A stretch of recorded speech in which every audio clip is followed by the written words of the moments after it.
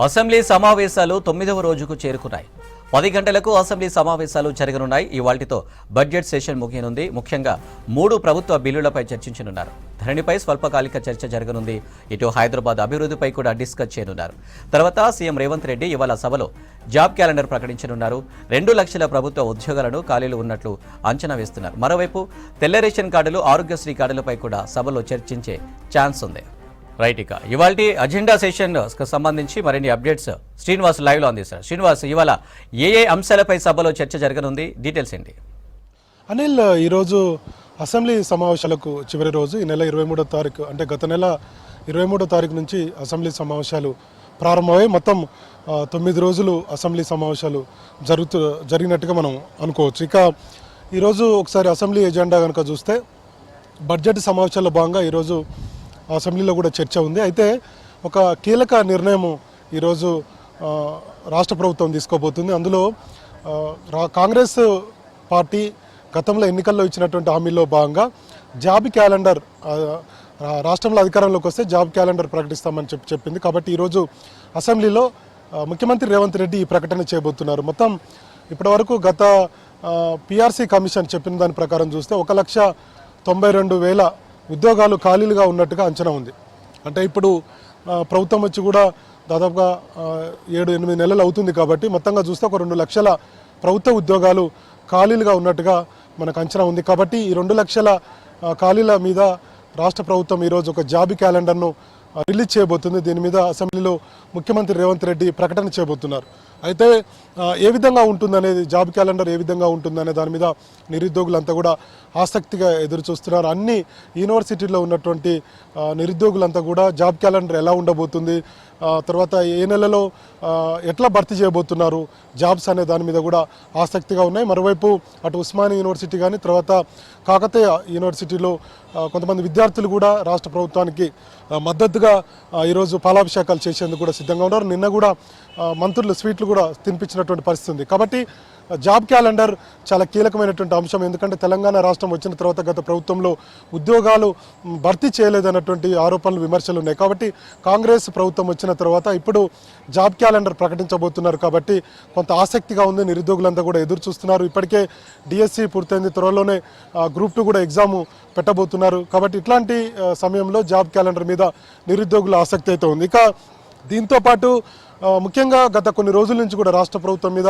ఒత్తిడి వస్తుంది. ముఖ్యంగా ఆరోగ్యశ్రీ కార్డులు కావచ్చు, అట్లనే రేషన్ కార్డులు కావచ్చు. ఈ రెండింటి మీద నిన్న క్యాబినెట్లో జరిగినటువంటి సమావేశంలో నిర్ణయం తీసుకున్నారు. దీని మీద మంత్రివర్గ ఉపసంఘాన్ని కూడా నియమించింది. కాబట్టి ఈరోజు కూడా ఈ రేషన్ కార్డుల సంబంధించి, అట్లనే ఆరోగ్యశ్రీ కార్డులకు సంబంధించి ఒకవేళ అవకాశం ఉంటే సభలో కూడా ప్రస్తావన వచ్చేటువంటి అవకాశం ఉంది. ఇక దీంతోపాటు 2 షార్ట్ డిస్కషన్స్ ఉన్నాయి, స్వల్పకాలిక చర్చలు. అందులో ఒకటి తెలంగాణ భూమి హక్కులు సంస్కరణల మీద.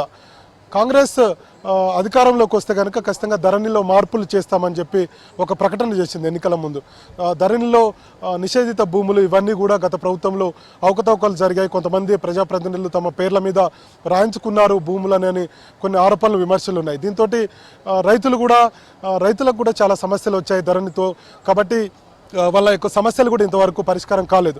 కాంగ్రెస్ పార్టీ ఎన్నికల ముందు ఇచ్చినటువంటి హామీలో భాగంగా ధరణిలో సంస్కరణలు తీసుకొస్తాం, దానికి భూమాత అనే పేరు పెడతాం, ఖచ్చితంగా రైతులకు సమస్యలు లేకుండా తెలంగాణ భూమి హక్కులను కల్పిస్తామని చెప్పి గతంలో ప్రకటన చేసింది. అందులో భాగంగానే ఈరోజు స్వల్పకాలిక చర్చ ఉంది దీని మీద, షార్ట్ డిస్కషన్.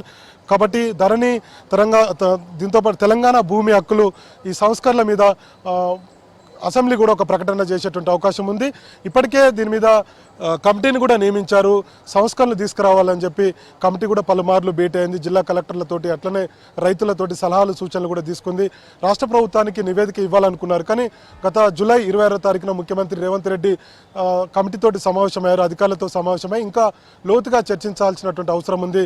దీని మీద కొన్ని కీలకమైనటువంటి సంస్కరణలు తీసుకురావాల్సినటువంటి అవసరం ఉంది. రైతులకు భూమి హక్కులను కల్పించాల్సినటువంటి అవసరం ఉంది. సమస్యలు లేకుండా చేయాల్సినటువంటి బాధ్యత రాష్ట్ర ప్రభుత్వం మీద ఉందని చెప్పి ఆయన చెప్పారు. కాబట్టి దీని మీద షార్ట్ డిస్కషన్లో అటు ప్రతిపక్షాల నుంచి సలహాలు, సూచనలు, అటు రాష్ట్ర ప్రభుత్వం కూడా ఏం చేయబోతుంది, భూమాతలో ధరణి పేరును మార్చి భూమాత పేరు తీసుకురావాలనుకుంటుంది. కాబట్టి దీని మీద ఎలాంటి నిర్ణయం తీసుకోబోతుంది రాష్ట్ర ప్రభుత్వం అనే దాని మీద కూడా ఈరోజు ఈ స్వల్పకాలిక చర్చల్లో రాష్ట్ర ప్రభుత్వం ఒక ప్రకటన చేసేటువంటి అవకాశం ఉంది. అట్లనే హైదరాబాద్ పట్టణాభివృద్ధి మీద కూడా ఈరోజు స్వల్పకాలిక చర్చ ఉంది, షార్ట్ డిస్కషన్ ఉంది.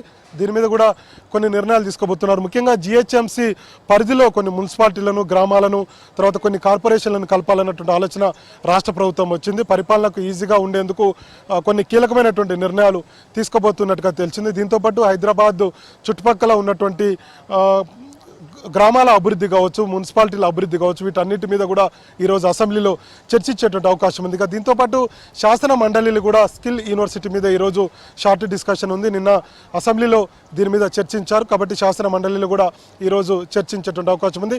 దీంతోపాటు 3 బిల్లులు ఉన్నాయి. తర్వాత మంత్రులు కూడా ఈ బడ్జెట్ సమావేశాల మీద చర్చ జరుగుతుంది. కాబట్టి ఆ సమావేశాల్లో ఆయా పద్ధతుల మీద కూడా చర్చ జరిగేటువంటి అవకాశం ఉంది. ఇక మొత్తానికి ఈరోజు జరిగేటువంటి అసెంబ్లీ సమావేశాల్లో కీలకమైనటువంటి అంశం ఒకటి జాబ్ క్యాలెండర్కి సంబంధించి మొత్తం కూడా రాష్ట్రంలో ఉన్నటువంటి నిరుద్యోగులందరూ కూడా ఎదురు చూస్తున్నారు. రాష్ట్ర ప్రభుత్వం ఉద్యోగాలను ఏ విధంగా భర్తీ చేయబోతుంది, జాబ్ క్యాలెండర్ రిలీజ్ చేస్తే ఎప్పటివరకు డెడ్ లైన్ పెట్టుకుంటుంది, 5 ఏళ్లలో పూర్తి చేస్తుందా, ఏదన్నా లేదంటే కట్ ఆఫ్ డేట్ ఇస్తుందా, ఎట్లా ఈ ఉద్యోగాలు భర్తీ చేయబోతున్నారు, జాబ్ క్యాలెండర్ ఎలా ఉంటుంది, ఏ డిపార్ట్మెంట్లో ఎన్ని ఖాళీలు ఉన్నాయి, ఇట్లాంటి అంశాల మీద నిరుద్యోగులందరూ కూడా ఆసక్తితో ఎదురు చూస్తున్నారు. ఈరోజు చాలా కీలకమైనటువంటి అంశంగా నిరుద్యోగుల్లో చర్చ జరుగుతుంది. కాబట్టి ఈరోజు జరిగేటువంటి అసెంబ్లీ సమావేశాల్లో ముఖ్యమంత్రి రేవంత్ రెడ్డి చేయబటువంటి జాబ్ క్యాలెండర్ ప్రకటన మీదనే అంతా కూడా చర్చ జరుగుతుంది. అటు నిరుద్యోగులు కావచ్చు, తల్లిదండ్రులు కావచ్చు, లేదంటే ఆయా ఉద్యోగాల కోసం గత కొన్నేళ్ల నుంచి చూస్తున్నటువంటి నిరుద్యోగులు కావచ్చు, ఆయా ప్రైవేటు సంస్థల్లో కోచింగ్ సెంటర్లో కోచింగ్ తీసుకున్నటువంటి నిరుద్యోగులు కావచ్చు, వీళ్ళందరూ కూడా ఆసక్తిగా ఎదురు చూస్తున్నారు. ఎలాంటి ప్రకటన ఉండబోతుంది, ఎన్ని లక్షల ఉద్యోగాలు రాష్ట్ర ప్రభుత్వం భర్తీ చేయబోతుంది. గతంలో ముఖ్యమంత్రి రేవంత్ రెడ్డి చాలాసార్లు చెప్పారు, ఈ నెల అంటే ఈ సంవత్సరం చివరి నాటికెల్లా ఉద్యోగాలు భర్తీ చేస్తామని చెప్తున్నారు. సో ఇట్లాంటి ఏమైనా కీలకమైనటువంటి ప్రకటనలు ఉంటాయా, డెడ్ లైన్ ఉంటుందా, ఎప్పట్లోగా ఈ 2 లక్షల ఉద్యోగాలు భర్తీ చేయబోతుంది రాష్ట్ర ప్రభుత్వం అనే దాని మీద కూడా మొత్తం నిరుద్యోగ యువత అంతా కూడా ఎదురు చూస్తుంది. ప్రభుత్వ ప్రకటన 10 గంటలకు అసెంబ్లీ సమావేశం స్టార్ట్ అయిన తర్వాత షార్ట్ డిస్కషన్స్కు ముందే ఈ జాబ్ క్యాలెండర్ ప్రకటన ఉంటుందా, లేదంటే ఈ స్వల్పకాలిక చర్చలు 2 ఉన్నాయి, ఈ రెండింటి తర్వాత ముఖ్యమంత్రి ప్రకటన చేయబోతున్నారు అనేది చూడాల్సినటువంటి అవసరం ఉంది. ఇక 10 గంటలకు అసెంబ్లీ అట్లనే శాసన మండలి ఈ 2 సభలు కూడా ప్రారంభం కాబోతున్నాయండి.